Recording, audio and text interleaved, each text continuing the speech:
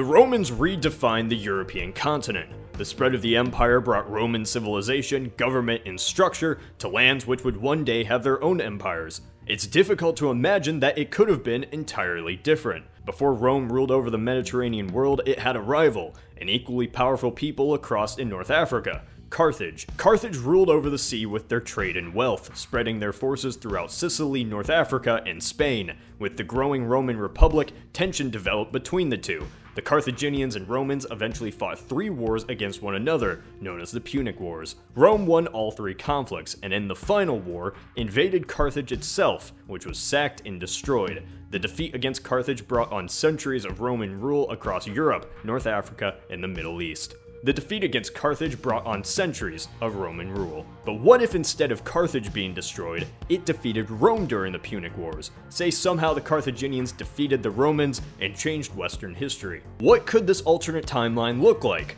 Before we discuss the scenario, we need to focus on some brief history. What was Carthage? The Carthaginians descended from Phoenicians who lived in present-day Lebanon. The city was founded on the fertile coast of North Africa. With nowhere else to turn, its people went to the sea to make their fortune.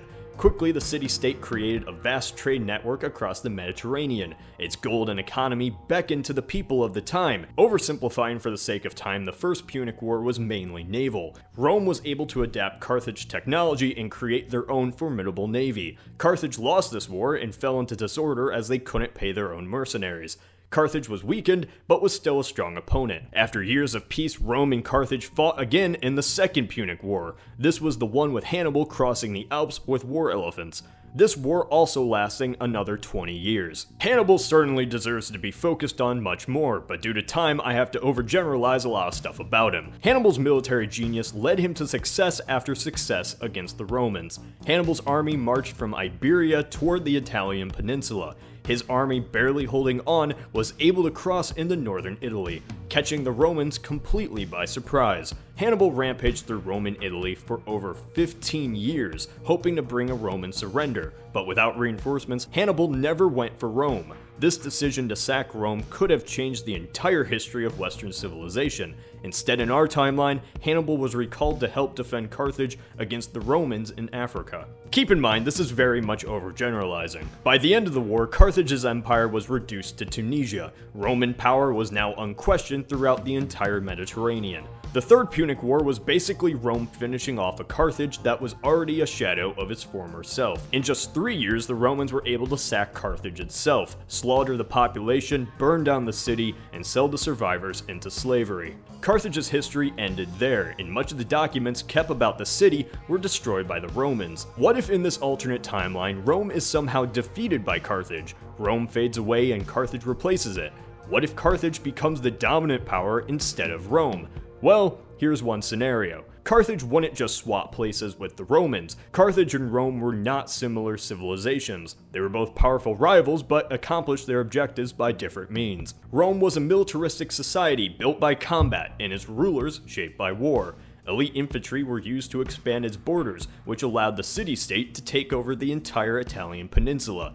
Their power came through their strength. Carthage was an economic society, one that preferred trade and money over fighting and conquering their enemies. While Rome had legions made up of its own citizens, Carthage paid mercenaries to do their fighting. What does this mean? If Carthage was somehow able to bring down the Romans, it's unlikely they would have gone to conquer the vast territory Rome did. The way Carthage could replace Roman influence is through trade routes and monetary assets with allies.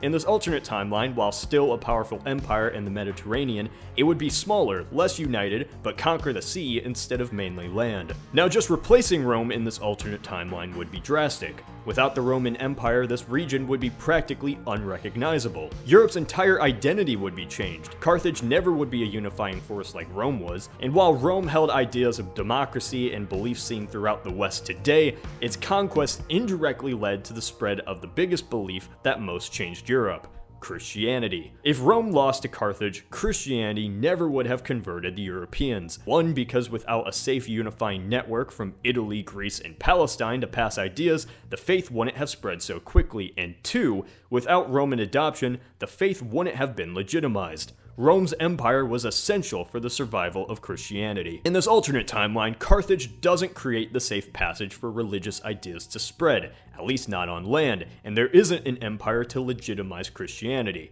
so Europe is never converted.